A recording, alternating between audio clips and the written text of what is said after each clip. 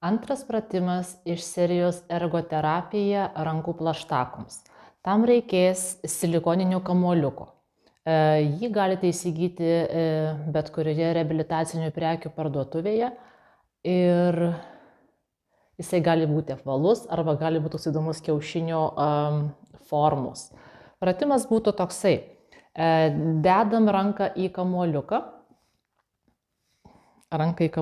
Kamuoliuką į ranką.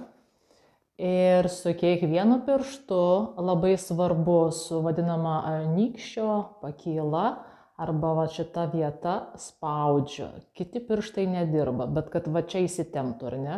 Tada su kitu pirštu, taip, ir po vieną pirštą lenkdama per tą didelį va tą krumpliuką ir mažiukas. Kad kamuolys neiškristų, kamuoliukas aš jį prilaikau, bet principe